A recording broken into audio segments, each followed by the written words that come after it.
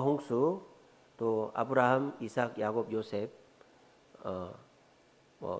요셉까지 해서 끝나죠. 그런 식으로 시간 순으로 쭉 가는데, 잠언은 시간 순으로 가는 게 아닙니다. 한 3장 정도 지혜에 대해서 얘기했다가, 그 다음에 갈등에 대해서 얘기했다가, 그 다음 마음에 대해 얘기했다가, 이렇게 계속 바뀐단 말이에요. 그러니까 잠언을 이해하는 방법은 주제별로 내용을 이렇게 성경 구절을 모아가지고 이해하는 게 가장 좋다, 그런 말씀드렸습니다. 그래서 여러분들이 잠언을 개인적으로 잘 활용하는 방법은, 잠언이 총 몇 장으로 되어 있죠? 31장으로 되어 있죠? 그러니까 하루에 한 장씩 읽으면 좋습니다. 그래서 이제 하루에 한 장씩 읽다 보면 여러 가지 마음, 갈등, 부모, 자녀 이런 식으로 여러 주제들의 얘기들이 짧게 나온단 말이에요. 그러면 그 중에서 마음에 딱 와닿는 말씀이 있단 말입니다. 그럼 그 말씀을 딱 붙잡고 하루를 살면 잠언을 유익하게 활용할 수가 있습니다. 자, 우리가 이제 지금까지 3가지 주제에 대해서 생각해 봤어요. 잠언에 여러 가지 주제가 나옵니다만, 첫째는 지혜, 둘째는 부자에 대해서, 셋째는 갈등에 대해서 지난 시간까지 살펴봤죠. 그래서 잠언에서 지혜는 어리석은 자와 지혜로운 자를 대조하면서 설명했다고 그랬죠. 어리석은 자와 지혜로운 자의 그 차이가 나는 가장 중요한 게 뭐라고 그랬죠? 그렇죠. 아유, 똑똑하시네요. 말씀이라 그랬죠. 말씀을 읽고 지키는 자는 지혜로운 자가 되고, 말씀을 떠나고 무시하는 자는 어리석은 자가 된다라고 제가 잠언에 나오는 여러 구절들을 통해서 설명을 드렸어요. 지혜로운 자는 말씀을 가까이 하고 말씀 앞에 겸손하고 말씀을 실천하여서 생명이 길고 복을 받는다, 그렇게 되어 있는데, 어리석은 자는 말씀을 무시하고 말씀을 가볍게 여기고 교만하고 자기 뜻대로 하다 결국 생명이 짧고 망한다, 이렇게 잠언이 지혜에 대해서 정리를 해놨다, 그렇게 말씀드렸습니다. 자, 그 다음에 부자에 대해서 얘기했죠. 신약 성경에는 신앙 좋은 사람 중에 부자가 있어요, 없어요? 없어요. 신약 성경에는 부자였던 사람도 신앙이 좋아지면 점점 가난해지죠. 바울이 그랬고 바나바가 그랬죠. 근데 구약 성경에는요, 신앙이 좋으면 무조건 부자예요. 노아도 그랬고 아브라함도 그랬고 이삭, 야곱, 요셉 다 신앙 좋은, 다윗도 그랬고 솔로몬도 그랬고, 신앙이 좋으면 다 부자입니다. 그게 왜 그렇다? 네, 구약에는 예수님이 안 왔기 때문이에요. 구약 성경에는 예수님이 오지 않았으니까 신앙이 좋은 사람한테 예수님 대신에 물질을 선물로 준 거예요. 마치 이런 거죠. 어린아이를 이제 손녀나 손자를 데리고 있는데 엄마가 안 온단 말이에요. 그럼 할머니들은 과자를 주든지 사탕을 주든지 하면서 애를 달래죠. 근데 애는 과자나 사탕을 받을 때만 잠깐 기분이 좋지만 진짜 좋은 거는 엄마가 와야 되죠. 그거랑 똑같은 거란 말이에요. 그래서 구약 시대에 아담서부터 노아, 아브라함, 모세 다 보면은 물질적으로 부자였어요. 왜냐? 이 사람들이 하나님께 신앙이 좋으면 하나님이 복을 줘야 되는데 예수 그리스도를 오시기 전이니까 물질의 복을 다 줘서 부자였다. 근데 신약 시대에 베드로도 그랬고 바울도 그랬고 스데반도 그랬고 아리마대 요셉도 그랬고, 다 보면 자기가 있는 돈을 버리면 버렸지 예수 잘 믿는다고 물질의 복을 주지는 않았어요. 왜? 진짜 복인 예수 그리스도가 왔기 때문이다라는 거죠. 그래서 예수 그리스도를 만나고 그 예수 그리스도를 깊게 알면 알수록 물질을 배설물로 여기는 것이 신약의 신실한 성도들이었다라는 것이죠. 그래서 베드로도 배도 버리고 가족도 버리고 주님을 따랐고, 바울도 자기가 로마인 신분이나 물질이나 결혼조차 안 하고 주님을 쫓았고, 바나바도 그 부자였지 않습니까? 근데 자기 물질로 교회를 섬겼고, 아리마대 요셉도 자기 무덤에다 예수님을 장사했습니다. 그래서 신약 시대에는 물질보다 더 중요한 예수 그리스도가 오셨기 때문에 물질적인 축복을 주지 않아요. 근데 이 잠언은 구약 성경에 있지 않습니까? 그래서 이 솔로몬 시대 때 물질은 가치 중립적인 겁니다. 그래서 아시르라고 그런다고 했죠. 히브리어로. 아시리는 좋을 수도 있고 나쁠 수도 있어요. 근데 이 물질의 복을 받는 것은 축복이다. 하나님이 신앙 좋고 바르게 사는 사람한테 물질의 복을 주신다. 그리고 그 물질의 복은 나에게 이익이 많다. 어디를 가도 대접을 받고 사람한테 무시당하지 않는다. 그런 구절들이 잠언에 많이 나옵니다. 아시겠죠? 자, 그러면 신약 시대에는 물질의 복을 안 줄까요? 아니죠. 신약 시대에도 물질의 복을 줍니다. 구약 시대에는 하나님 잘 믿고 순종하면 무조건 물질의 복을 줬어요. 근데 신약 시대에는 물질을 하나님 뜻대로 쓸 사람한테만 줍니다. 아시겠죠? 그래서 뭐 록펠러라든지 뭐 구약 시대 옛날에도 그렇고 우리나라도 지금 보면은 하나님 말씀대로 잘 신실하게 사는 그 기독 사업가들 중에서 복을 많이 받은 분들이 있어요. 근데 그 복이 계속 가는 분들을 보면 하나님 뜻 가운데서 물질을 쓰는 분들은 하나님이 특별히 물질을 부어 주시더라고요. 그래서 우리가 신약 시대에는 첫 번째 복은 물질이 아닙니다. 구약 시대의 첫 번째 복은 물질이에요. 근데 신약 시대의 첫 번째 복은 예수 그리스도입니다. 그래서 대부분 사람들은 그 예수 그리스도로 만족을 누리고 기쁨을 누리면 돼요. 근데 우리가 손가락 빨면서 살 수는 없지 않습니까? 그러니까 교회도 물질이 필요하고 또 남도 도와줘야 되고, 그래서 특별히 하나님께서 물질의 복을 주는 사람이 있습니다. 그런 사람들이 그 물질의 복을 받을 때에 어떻게 되느냐?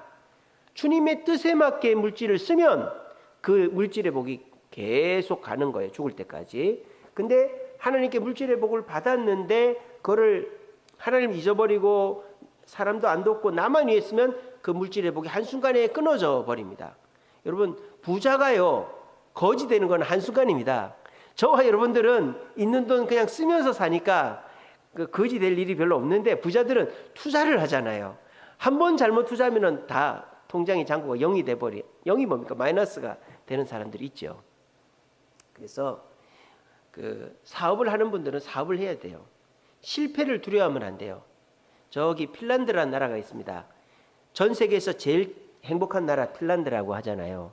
근데 핀란드 사람들이 행복하지를 않은 거예요. 핀란드 사람들 다 얼굴이 굳어 있고 그렇게 사람들이 행복하지를 않더래요. 그래서 그 핀란드 나라에서 뭘 만드는 줄 아십니까? 실패국이라는 걸 만들어요. 실패국. 그 핀란드라는 나라 자체는 실패라는 걸 안 하는 거예요. 워낙 나라가 안정되어 있고 치안도 안정되어 있고 국가 기반 산업들이 잘 되어 있으니까 세금을 많이 내는 대신에 백성들이 실패할 틈을 안 주는 거예요. 그러니까 이 핀란드 사람들 중에 실패를 해버리면 자살을 하는 거예요. 그러니까 핀란드에서 실패의 날을 만들고 실패국을 만들어가지고 실패해도 괜찮다고, 실패해도 망하는 거 아니고 살아갈 수 있다라고 그렇게 가르쳤다고 그래요. 마찬가지입니다. 어느 나라 사람들이 행복한가? 실패가 많은 나라 사람들이 행복하더라고요. 여러분, 전 세계에서 돈이 많고 뭐 치안이 안정이 돼 있고 이런 나라 사람들 얼굴 표정하고 저 멕시코나 남미 사람들 얼굴 표정하고 비교해 보세요. 어느 나라 얼굴 표정이 더 밝습니까? 멕시코 사람들의 얼굴 표정이 훨씬 더 밝아요. 행복하게 살아요. 왜냐? 그 사람들은 실패라는 것을 날마다 눈앞에 보고 사니까 겁날 게 없고 두려울 게 없는 거예요. 근데 실패를 안 하는 사람들은 어떤지 아세요? 실패할까 봐 두려워가지고 항상 긴장하면서 사는 겁니다. 그래서 사업하는 분들은 실패를 여러 번 해봐야 그 사업에서 이제 실패하지 않는 길을 발견하고 잘 하는 거예요. 그래서 사업하는 분들은 사업을 계속하고, 저처럼 목사하는 사람 목사만 하고, 직원 하는 사람 직원만 해야 돼요. 다른 거 뭐 손대다가 괜히 망합니다. 그렇게 해서 자기 하는 일을 열심히 하고, 특별히 사업하는 분들 중에 실패했더라도 하나님 복을 주시면 금방 일어납니다. 그럼 그런 분들은 또다시 실패하지 않는 방법은 주님이 주시는 대로 쓰면 되는 거예요. 그래서 신약 시대에도 하나님이 물질의 복을 주시는데, 구약 때처럼 그냥 예수 잘 믿으면 다 주는 게 아니고, 예수 잘 믿는 사람은 예수 축복만 주지만 특별히 물질의 복을 받아서 가난한 사람, 교회를 섬기는 일에 쓸 사람한테는 하나님이 주기도 한다라고 기억하시면 됩니다. 자, 그리고 이제 지난 시간에는 갈등에 대해서 생각을 해봤죠. 사회적 갈등. 그래서 우리가 지금 제가 지난 시간에 그런 말씀 드렸어요. 지금 제일 잘 사는 게 누굴까? 뭐 빌 게이츠나 뭐 일론 머스크일까? 제일 잘 사는 건 이 국가다 그랬죠, 제가. 국가. 세금을 얼마나 많이 걷어가는지 몰라요. 내가 땀 흘려가지고 일해서 집 한 채 만들었는데 그거를 자녀한테 물려주려면 40%를 떼간대. 이게 뭐 하는 짓이에요? 이게 날도둑 놈들이지. 그 명목이 뭐예요? 그렇게 해서 복지를 한대. 그렇게 해서 이 생활을 도와준대요. 아, 나는 내 생활 안 도와줘도 되니까 세금만 안 가져갔으면 좋겠어요.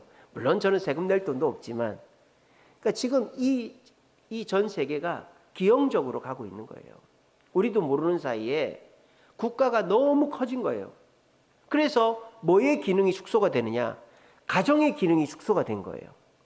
옛날에는 어떻습니까? 아버지가 돈 벌고 아버지가 저축하고 아버지가 재산 형성해서 자식들 물려주고 자식들 그거 가지고 또 살고 또 물려주고 이게 옛날 아닙니까? 근데 요즘은 아버지가 돈을 벌어도요 자식한테 물려줄 수가 없어. 국가에서 다 가져가니까. 그러니까 아버지는 어떻게 돼요? 또 어떻게 해요? 자식들한테 기대질 않아요.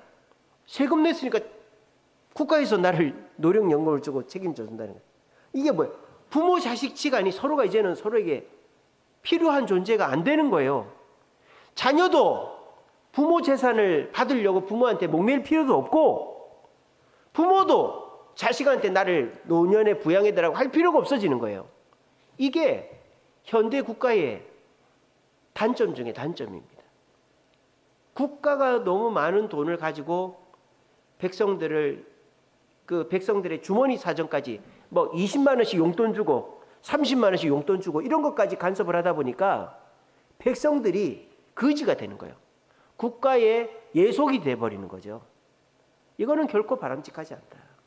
그래서 결국 자립심이 없어지고 결국 가정이 깨지는 그런 일이 벌어지고 있다. 그래서 우리가 이 국가가 과연 이렇게 세금을 많이 걷어가지고 뭐 국민들을 복지를 한다는 미명하에서 이렇게 하는 게 과연 옳은 것인가? 그렇게 해서 국민들이 완전히 로봇처럼 또는 뭐 인큐베이터에 있는 애기들처럼 그렇게 딱 국가가 시키는 대로 하는 그런 핀란드나 노르웨이 같은 스웨덴 같은 그런 나라가 진짜 우리의 이상향인가? 오히려 실패가 있고 문제가 많아도 서로 돕고 웃고 사는 그런 동남아시아 국가나 남미 국가가 행복한 건 아닐까? 저는 그런 생각도 해봐요. 그래서 우리가 국가에 대해서 이 민주주의라는 제도도 공산주의는 70년 만에 없어졌잖아요. 뭐 공산주의는 말이 안 되는 거니까. 근데 이 민주주의도 이제 표 때문에 이 사람을 이렇게 막 사람한테 목을 매는 민주주의도 이제 곧 망하지 않을까 뭐 그런 생각이 듭니다. 근데 이 사람 사는 세상에 갈등이 없을 수가 없잖아요. 부부간에 갈등이 있고 또 그 자녀와 갈등이 있고 형제 간의 갈등이 있고 사회의 갈등이 있고 국가 간의 전쟁을 하고 갈등이 있습니다. 자, 그러면 이 갈등을 어떻게 봐야 되나? 갈등이라는 단어는 메단이라고 그랬죠. 메단. 아까 그 부자는 아쉬르라고 그랬죠. 부는. 그는 좋을 수도 있고 나쁠 수도 있어요. 근데 메단은 무조건 나쁜 데만 쓰이는 단어입니다. 메단은. 그러니까 갈등은 무조건 안 좋은 거예요. 그러니까 결론적으로 말씀드리면 갈등이 있을 것 같으면 아예 그냥 덮어놔 버리는 게 좋다. 갈등은 아예 안 하는 게 좋다라는 거예요.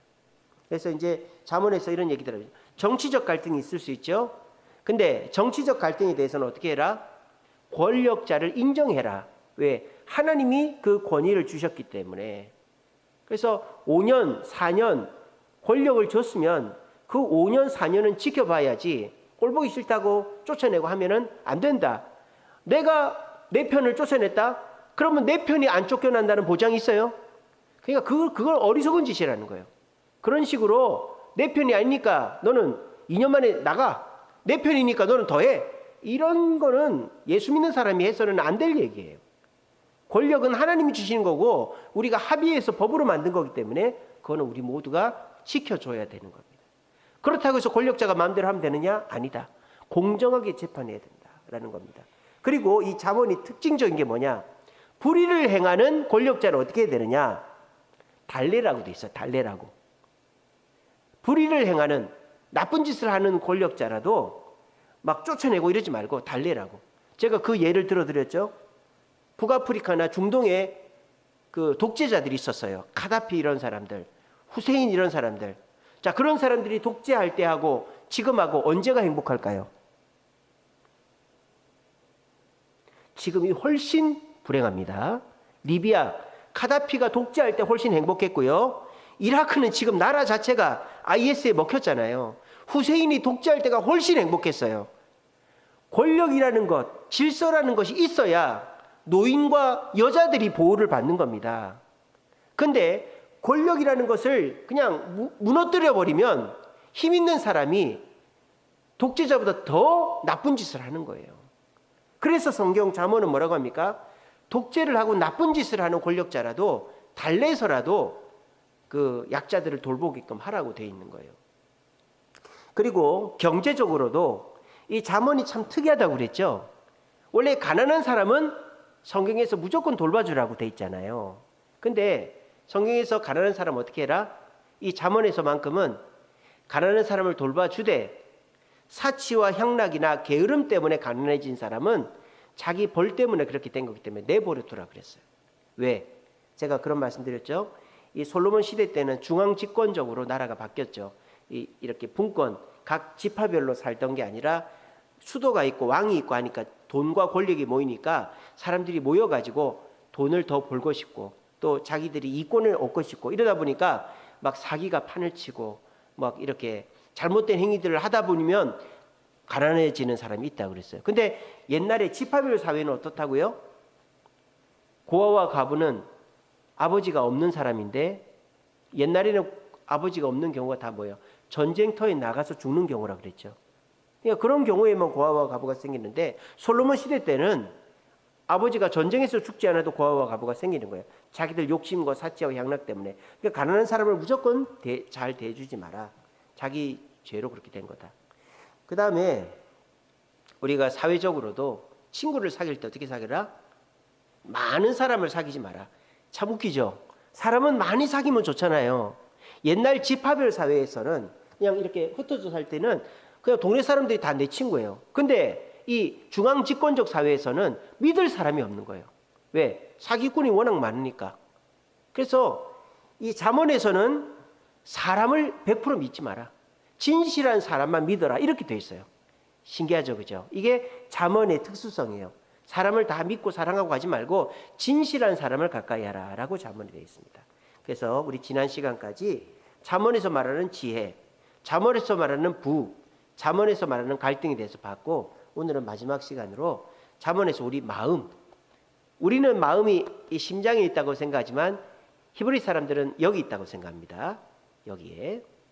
그래서 우리 마음에 대해서 한번 생각해 보겠습니다. 방송실 PPT로 넘겨주세요. 방송실 PPT로 넘겨주세요. 자, 앞에만 보시면 됩니다. 자, 우리 이 마음에 대한 핵심 구절 잠언 4장 23절 같이 읽습니다. 시작. 지킬 만한 것 중에 내 마음을 지키라. 생명의 근원이 이에서 남이니라.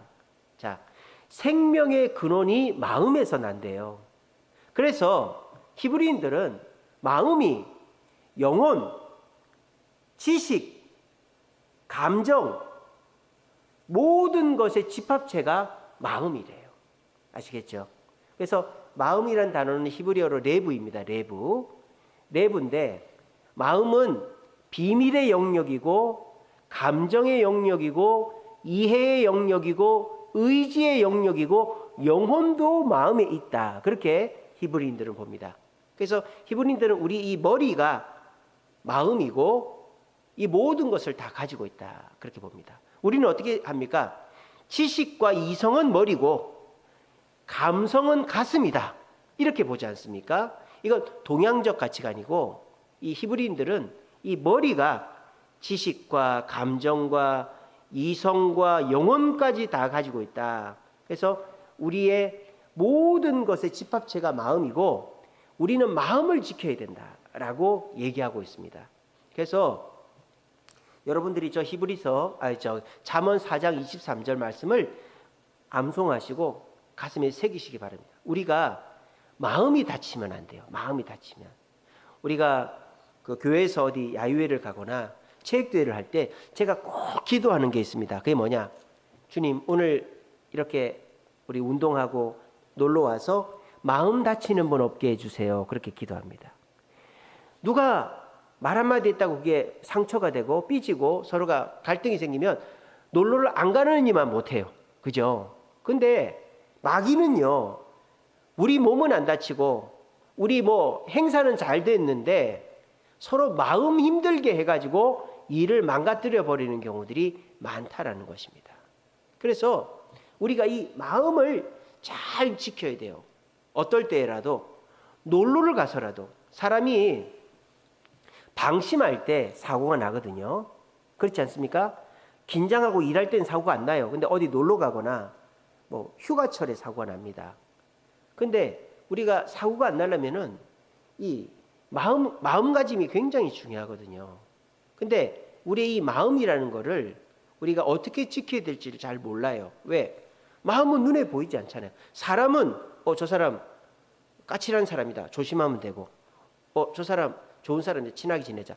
눈에 보이는 거는 조심하면 이쪽 길로 가면 안 되겠다. 여기 돌이 있네. 마음은 보이지가 않잖아요. 자, 여러분, 제가 항상 그런 얘기합니다. 우리 그리스도인들은 어떤 사람이냐? 세상 사람들은 이런 사람이에요. 육적인 세계와 영적인 세계를 이렇게 보는 사람이에요. 세상 사람들 눈에는 뭐밖에 안 보여요? 육적인 세계밖에 안 보여요. 근데 뒤통수를 마귀가 딱 때리면 세상 사람들은 영적인 세계를 모르니까 마귀가 내 뒤통수를 때린다고 생각 안 하고 육적인 세계에 있는 내 남편이, 내 자식이, 내 원수가 나를 괴롭힌다고 생각하는 거예요. 그러니까 어떻게 돼요? 마음이 다치는 거예요. 사실 그 사람은 나를 괴롭힌 게 아니잖아요. 마귀가 나를 때려가지고 저 사람하고 싸우게끔 만든 건데 마귀 영적인 세계를 모르니까 그냥 눈에 보이는 사람한테 화풀이를 해버리는 거예요. 그러니까 세상 사람들은 마귀가 갖고 놀기가 너무너무 좋은 거예요. 마귀가 조금만 꼬투리 잡아서 서로 싸우게 만들면 되는 거예요. 근데 우리 믿는 사람들은 어떻게 사는 사람이다? 육적인 세계와 영적인 세계를 이렇게 보는 게 아니라 이렇게 본다고 그랬죠. 한쪽은 육적인 세계도 볼 수 있고 한쪽은 영적인 세계도 볼 수 있는 것이 우리 믿는 사람들이다. 제가 그런 말씀 드렸죠. 그래서 우리는 사탄 마귀가 우리 뒤통수를 때려도 사람한테 화풀이하면 안 된다는 거예요. 그게 뭐다? 마음을 지키는 거라는 거예요. 여러분들이요, 이 마귀는요, 우리 가까운 사람들을 통해서 우리를 괴롭힙니다. 내가 이 사람은 믿을 수 있어 하는 사람이 내 등에 칼을 꽂는다니까요. 그럼 어떻게 돼요? 그 사람 미워야 되겠죠. 그러면 마귀한테 지는 거예요. 어떻게 해야 됩니까? 이거 마귀가 장난치는 거다고 그 사람을 미워하면 안 돼요. 이게 뭐다? 마음을 지키는 자가 이런 일이 되는 거예요. 근데 세상 사람들은 이걸 몰라요. 그러니까 뻔히 이게 사람이 잘못이 아닌 것인데도 사람한테 화풀이하고 사람들을 괴롭히고 이렇게 한단 말이에요. 그래서 우리는 마음을 지키는 것이 굉장히 중요하다라는 것입니다. 아시겠죠? 이 정도 하고 그러면 마음을 잠언에서는 뭐라고 얘기하는지 같이 한번 봅시다. 첫째, 마음은 비밀의 영역이다. 사람이 알 수 없다. 그런 표현들이 나와요. 자, 잠언 14장 13절 같이 읽습니다. 시작. 웃을 때 앞에 있습니다. 시작. 웃을 때에도 마음에 슬픔이 있고 즐거움의 끝에도 근심이 있느니라. 보세요. 웃고 있는데 마음에는 슬픔이 있대요. 또 즐거움의 끝에도 근심이 있대. 이게 무슨 말입니까? 마음은 우리가 알 수가 없다라는 거예요. 저 사람이 웃고 있지만 사실 슬플 수도 있다라는 거죠. 자, 그렇게 사람은 사람 마음을 알 수 없다라고 잠언이 말합니다. 하지만 그 마음을 누구는 안다? 하나님은 감찰하신다라고 잠언 21장 2절에 나와 있어요. 같이 읽습니다. 시작. 사람의 행위가 자기 보기엔 정직하여도 여호와는 마음을 감찰하시느니라. 제가 이제 길어서 저렇게 잘라놨어요. 자, 우리 마음을 사람은 모르죠. 누가 나를 괴롭힌다고 막 하는데 나는 그 사람이 나를 괴롭힌 줄 아는 거예요. 사람은. 하지만 하나님은 저 사람이 지금 마귀한테 시달림 당하고 마귀에게 쓰임 받아서 나한테 이렇게 하는 거구나 하는 거를 알게 해주신단 말이에요. 왜? 하나님은 마음도 감찰하시기 때문에. 그러니까 우리가 어떻게 해야 돼요? 하나님의 뜻 가운데서 마음을 잘 읽어야 갈등이 없어진다라는 것입니다. 자, 그리고 사람 사이에서도요, 어느 정도 마음을 읽을 수가 있어요. 이게 심리학이죠. 심리학은 저 사람이 뭐 생활 습관이나 뭐 표정이나 또는 뭐 말투나 이런 것들을 통해서 또 그림을 그린다든지 그런 걸 통해서 그 사람의 심리 상태를 추측해내는 게 심리학이죠. 사람도 어느 정도 사람을 파악할 수가 있어요. 그게 잠언에 나옵니다. 잠언 27장 19절입니다. 읽습니다. 시작. 물에 비치면 얼굴이 서로 같은 것 같이 사람의 마음도 서로 비치느니라. 이렇게 되어 있습니다. 사람의 마음도 서로 비친다 그랬어요. 자, 사람이 이렇게 서로 대화를 하는데 말로 하는 거는 정보 전달의 15%밖에 안 된다 그랬죠. 나머지 85%가 행동이나 표정이나 분위기를 통해 전달된다 그랬죠. 그래서 얼굴을 맞대고 대화를 하면 그 사람의 마음을 어느 정도 알 수가 있다. 하지만 정확하게는 알 수가 없다. 누구만 알 수 있다? 하나님만 알 수 있다. 그러므로 마음은 비밀의 영역이다. 그래서 이 마음을 우리가 잘 지키고 마음을 실수를 안 하려면 하나님의 인도함을 받아야 된다라는 겁니다. 자, 그리고 우리 한국 사람들은 감정은 여기 심장에 있다라고 우리가 알고 있죠. 근데 이 히브리 사람들은 감정도 마음에 있다라고 그렇게 보는 거예요. 방송실 제 얼굴 지워주세요. 자, 같이 읽습니다. 시작. 마음의 즐거움은 얼굴을 빛나게 하고 마음의 근심은 심령을 상하게 한다. 잠언 15장 13절이죠. 그래서 얼굴을 빛나게 하고 근심하게 한다. 이게 뭐 기쁘고 슬프고 하는 거는 감정이잖아요. 그 감정도 우리 마음에 들어있다라는 거예요. 아시겠죠? 자, 그 다음에 마음에 나타나는 감정에 대한 거 잠언 17장 22절 같이 읽습니다. 시작. 마음의 즐거움은 양약이라도 심령의 근심은 뼈를 마르게 하느니라. 자, 마음이 즐거우면, 감정이 기쁘고 마음이 즐거우면 우리 몸이 좋아진다라는 거죠. 그러니까 마음이 감정의 요소가 들어가 있다라는 표현이죠. 또 잠언 14장 30절 있습니다. 시작. 평온한 마음은 육신의 생명이나 시기는 뼈를 삭게 하느니라. 또 마음이 어때요? 우리의 육신과 우리의 이 육체에 영향을 준다. 그래서 우리의 감정의 영역에 영향을 주는 것이 마음이다 라고 되어 있습니다. 그래서 이 마음이 우리의 감정을 이 마음에 들어가 있기 때문에 어떻게 된다? 그 감정을 잘 조절해야만 그 사람이 실수가 없이 행복하게 살 수 있다라고 표현합니다. 자, 잠언 24장 17절 있습니다. 시작. 원수가 넘어질 때에 즐거워하지 말며 엎드러질 때에 기뻐하지 말라. 그러니까 이게 무슨 말이에요? 감정이 시키는 대로 하지 말라는 거예요. 내가 뭐 기쁘지만 상대가 슬프다. 그러면 기쁨을 감출 수 있어야 되는 거죠. 나는 괜찮은데 장례식장 가서 누가 막 울어요. 그러면 어떻게 돼요? 같이 울어줄 수 있어야 된다는 거죠. 그러니까 이 감정이라는 것은 내가 뭐 희노애락 내 감정을 그대로 표출하는 것은 하수 그냥 아주 그냥 부족한 사람이고 자기 감정을 주변 사람들에게 맞춰줄 수 있는 사람이 올바른 사람이다. 그렇게 얘기합니다. 그래서 첫째로 감정은 비밀의 영역이고 두 번째 감정은 마음은 비밀의 영역이고 또 마음은 우리의 감정이 들어가 있다. 또 마음은 우리의 이성, 우리의 생각까지도 마음에 들어가 있다. 그래서 히브리인들은요, 마음의 감성과 이성이 함께 있다. 그렇게 얘기합니다. 그러면은 마음이 우리의 지성, 이성과 연결되어 있다는 것을 잠언에서 뭐라고 얘기하느냐? 제가 찾아봤습니다. 잠언 15장 18절 같이 읽습니다. 시작. 의인의 마음은 대답할 말을 깊이 생각하고 악인의 입은 악을 쏟느니라. 어때요? 대답할 말, 이게 뭡니까? 지식이잖아요. 이성적인 생각을 마음에서 한대. 마음에서.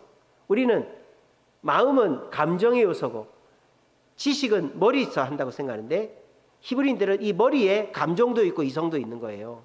그래서 의인의 마음에서 이성적인 지식적인 대답들이 나온다. 근데 마음이 어리석은 자는 지식도 어리석다. 머리도 나쁘다. 이렇게 얘기하는 겁니다. 또 잠언 16장 23절 있습니다. 시작.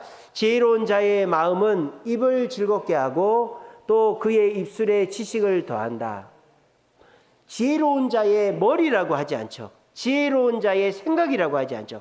지혜로운 자의 마음이라고. 그러니까 마음이 이성적인 영역이라고 얘기하는 거죠. 입을 슬기롭게 하고 지식을 더하게 한다. 그래서 마음은 이성적인 역할을 감당한다라고 말하는 겁니다. 자, 그리고요, 또 재밌는 게 뭐냐? 아까 제가 말했죠. 악인은 마음이 부족한 자다. 그렇게 돼 있다 그랬죠.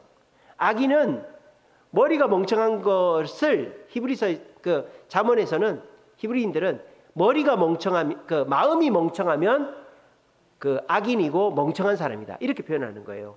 자, 잠언 2장 2절 같이 읽습니다. 시작. 내 귀를 지혜에 기울이며 내 마음을 명철에 두며. 이게 뭡니까? 마음을 명철에 둔다.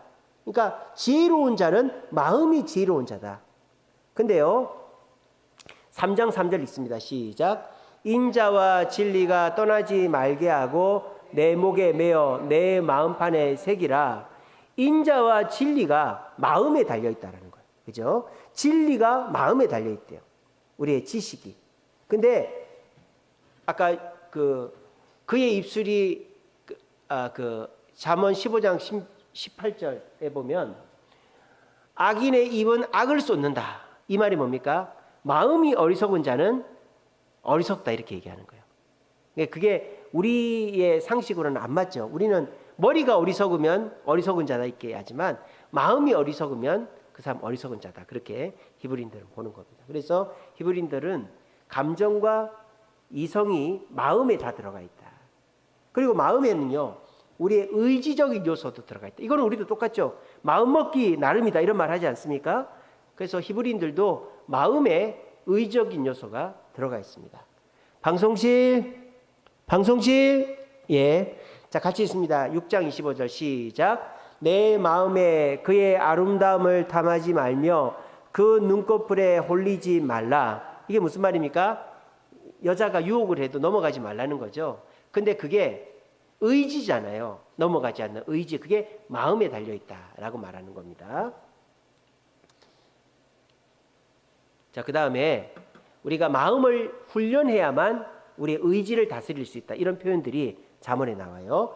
22장 15절 있습니다. 시작. 아이의 마음은 미련한 것이 얽혔으나 채찍이 이를 멀리 쫓아낸다. 그러니까 마음이 어린 자, 어린아이와 같은 마음을 가진 자는 채찍, 훈련을 통해서 마음을 단련하면 어리석은 자포자기하고 쉽게 포기하는 것이 아니라 의지를 갖게 된다라고 표현하고 있는 거죠. 또 잠언 17장 3절 있습니다. 시작. 도가니는 은을, 풀무는 금을 연단하고 여호와는 마음을 연단한다. 하나님이 우리의 마음을 연단하시면 우리가 그 의지로 잘못된 걸 멀리하고 좋은 거를 끝까지 인내로 잡을 수 있다. 그래서 마음은 의지적인 영역까지 있다. 그리고 심지어 마음에는 뭐까지 있다? 우리의 영혼까지 있다. 그렇게 얘기합니다. 우리는 이렇게 하죠. 머리는 지식, 이성, 마음은 감성, 그리고 영혼은 어디 있는지 몰라. 우리 동양적 사고, 한국 사람들은 그러죠. 근데 히브리 사람들은 머리에 이성, 감성, 영혼까지 다 들어가 있는 거예요. 히브리 사람들 그렇게 생각하는 거예요. 그래서 마음에는 영혼까지 들어간다. 그래서 마음은 의인과 악의를 구분하는 기준이다. 마음이 깨끗하고 말씀 가운데 살면 의인이고, 마음이 더럽고 말씀을 떠나면 악인이다. 그렇게 얘기하는 거예요. 자, 잠언 6장 14절 있습니다. 시작. 그의 마음에 패역을 품으며 항상 악을 꾀하여 다툼을 일으키는 자라. 악인은 어떤 자다? 마음이 패역해지면, 마음이 나빠지면 악인이 된다라는 거예요. 아시겠죠? 근데 그 악인이 되는 것은 결국 영혼이 더럽혀지는 것이다. 그렇게 얘기하는 겁니다. 그리고 우리의 마음은 하나님과 연결된 통로다. 우리는 영혼이 하나님과 연결된다. 그렇게 하잖아요. 그래서 삼분설 주장하는 분들이 계시죠. 영과 육과 혼 이렇게 주장하는 분이 계시잖아요. 그래서 인간은 영, 육, 혼을 다 갖고 있고 동물은 영과 혼만 갖고 있다. 근데 우리 고신교단은 인간은 육체와 영혼으로 이분설입니다. 우리는 다음에 자세히 설명해 드리겠습니다. 근데 히브리인들은 이 영혼이 하나님과도 연결된다. 그렇게 설명합니다. 자, 잠언 3장 5절 같이 읽습니다. 시작. 너는 마음을 다하여 여호와를 신뢰하고 내 명철을 의지하지 말라. 마음을 다하면 하나님을 신뢰하게 된다. 그 말이 뭐예요? 하나님과 마음이 연결되어 있다 이 말이죠. 그렇게 되어 있는 거예요. 그래서 우리가 히브리서의 마음에 대해서 쭉 살펴봤는데, 이 마음은 단순히 우리의 그 심장, 감정만을 얘기하는 게 아니라 히브리인들은 마음에 이성과 감성과 의지와 영혼이 다 들어가 있다. 그렇게 보는 겁니다. 그렇기 때문에 마음을 어떻게 해야 된다? 잘 지켜야 된다라는 거예요. 마음을 잘 지켜야 된다. 자, 이제 마음에 대해서 이 잠언에서 이렇게 얘기하는데, 전 세계적으로 마음을 뭐라고 얘기하는지 격언과 고사성어를 보도록 하겠습니다. 자, 한국 속담 같이 읽어봅니다. 시작. 열 길 물속은 알아도 한 길 사람 속은 모른다. 이건 뭐예요? 아까 잠언에서 우리의 마음은 비밀의 영역에 있다 그랬죠. 그것과 비슷하죠. 그래서 한국 사람들은 사람 마음 모른다. 그죠? 사람 마음 잘 알기 힘들다. 그렇게 얘기하는 게 한국적인 마음에 대한 생각이에요. 중국 사람들 한자성어로 초지일간이죠. 처음의 뜻을 하나로 가져가라 이런 뜻이죠. 그래서 마음을 한결같이 하라. 그래서 이 중국 사람들은 마음의 의지적인 영역을 굉장히 중요하게 생각하죠. 그래서 마음이 흔들리면 안 된다. 그렇게 얘기하는 거예요. 독일 속담에 이런 게 있습니다. 마음의 뜻을 지닌 사람이야말로 행복한 사람이다. 이것도 중국 속담이랑 비슷하죠. 뭔가 의지를 갖는 사람이 행복한 사람이다. 그렇게 얘기합니다. 제가 이제 잠언을 다 설명하면 한 가지 그림으로 마무리를 한다 그랬죠. 이 그림을 딱 기억하시면 됩니다. 제가 지혜를 설명할 때 어떤 그림을 보여드렸죠? 성경을 보여드렸죠. 그래서 우리가 성경 말씀을 가까이 하면 지혜로운 자, 성경 말씀을 멀리하면 어리석은 자가 된다. 그리고 제가 부자에 대해서 설명할 때 뭐를 보여드렸죠? 부자 할 때 제가 그런 거 보여드렸잖아요. 한쪽은 좋은 얼굴, 한쪽은 나쁜 얼굴. 그러니까 물질이라는 거는 좋게 쓰일 수도 있고 나쁘게 쓰일 수도 있다. 하나님 뜻 가운데 써야 된다. 제가 그런 그림 보여드렸죠. 그 다음에 갈등에 대해서는 제가 어떤 그림 보여드렸죠? 담이 무너지고 서로 안고 있는 그림 보여드렸죠. 갈등은 백해무익하다. 아무리 왕이 잘못하고 남편이 잘못해도 안 싸우는 게 상책이다. 시간이 해결해주고 하나님이 심판하신다. 싸우고 쫓아내고 죽이면 더 안 좋아진다. 그래서 갈등은 덮고 화해하고 용서하는 게 최고다. 제가 그런 그림 보여드렸죠. 자, 이제 마음은 어떤 그림이냐? 이 그림입니다. 마음을 지켜야 되는 거예요. 마음을 지키는 최고의 방법은 기도하는 겁니다. 주야, 따라합시다. 주야. 예, 그렇게 주여 이러지 말고 주야. 시작. 주야. 예, 그게 마음을 지키는 거예요. 저 항상 그렇게 합니다. 제가 이 사람이요 살다 보면요 갑자기 쑥 겁이 날 때가 있어요. 여러분들도 그럴 때 없습니까? 갑자기요 막 이렇게 막 이렇게 안 좋은 생각이 든다든지 내가 해결 못한 문제가 생각이 난다든지 그러면 갑자기 겁이 쑥 나거든요. 그럴 때 쥐야 하면은 그 마음이 없어지더라고요. 또 막 애새끼들이 속색이고 마누라가 옆에서 막 이렇게 하고 이러면 또 화가 나잖아요. 그럴 때 말 실수하고 한번 부딪히면은 돌이킬 수가 없는 거예요. 쏟은 물은 담을 수가 없는 거예요. 그럴 때 또 주야 하는 거예요. 그럴 때. 그런 것처럼 내 마음이 무너질 때 마음을 지키는 방법 복잡한 거 없어요. 주님의 이름을 부르는 거예요. 주님을 찾는 거예요. 왜? 내 마음을 감찰하시고 내 마음을 지키는 분은 주님이시기 때문입니다. 아시겠죠? 그래서 여러분들이 자식이 속을 썩여요. 마누라가 속을 썩여요. 갑자기 잘 되던 일이 안 돼요. 사고가 났어요. 차 사고가 났어요. 또 손님이 안 와요. 또 내가 어디 다쳤어요. 이럴 때 마누라 탓을 하고 자식 탓을 하고 사고 난 그 나쁜 놈을 탓을 하고 안 오는 손님 탓을 하면은 우리는 마음을 못 지킨다 이 말입니다. 마음을 지키는 방법이 뭐다? 주야. 그러면 자식도 미워하지 않게 되고 마누라도 미워하지 않게 되고 사고 낸 그 사람도 뭐라 안 하게 되고 손님이 안 오는 것도 그렇게 큰 문제가 아니고 내가 다친 것도 큰 문제가 아니게 된다 이 말입니다. 아시겠죠? 내가 눈에 보이는 대로 생각나는 대로 행동하면 반드시 실수합니다. 왜? 마음의 영역에 있는 것을 눈에 보이는 대로 행동해 버렸기 때문에. 근데 우리가 실수하지 않으려면 주야를 해야 되는 거예요. 한 템포 늦추는 거예요. 주님께 맡기는 거예요. 그러면 주님이 지혜를 주시는 거죠. 그렇게 해서 이거는 네 자식들 잘못이 아니다. 이거는 네 마누라 탓이 아니다. 차 사고 난 것도 네 잘못도 있다. 이거는 나라 탓이 아니다. 이거는 너 괜찮다. 큰 문제 아니다. 죄야 하는 그 순간에 주님이 깨우쳐 주시는 거예요. 그러면 어떻게 돼요? 마음을 지키는 것이다. 그러면 또 다른 갈등이나 문제를 만나지 않게 된다라는 거예요. 그게 잠언이 우리에게 가르쳐 주는 것이다라는 겁니다. 우리가 그 몸도 중요하고 내 재산도 중요하고 내 가족도 중요합니다. 근데 제일 중요한 것은 내 마음이에요. 내 마음. 내 마음이 다쳐버리면요.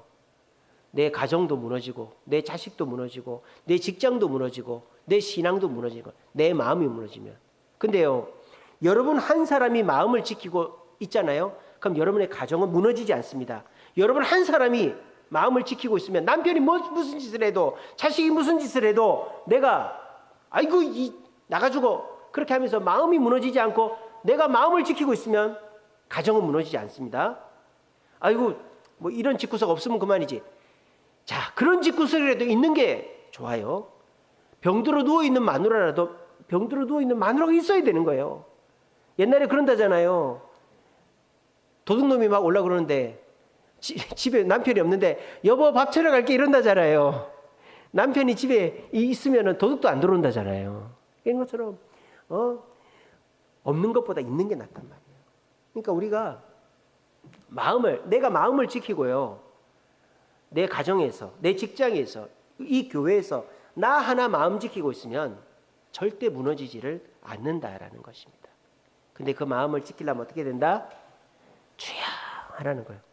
바로 화내고 바로 판단하지 말고 주님을 부르시고 주님의 뜻 가운데서 판단하셔서 여러분들 실수하지 마시고 마음을 지키셔서 사탄 마귀가 뒤에서 뒤통수를 때리고 여러분들을 괴롭히더라도 절대 거기 놀아나지 마시고 주님의 지혜로 잘 버티심으로 우리 가정을 지키고 교회를 지키고 직장을 지키고 우리 주변을 지키는 저와 여러분들 되시기를 간절히 바랍니다. 기도하겠습니다.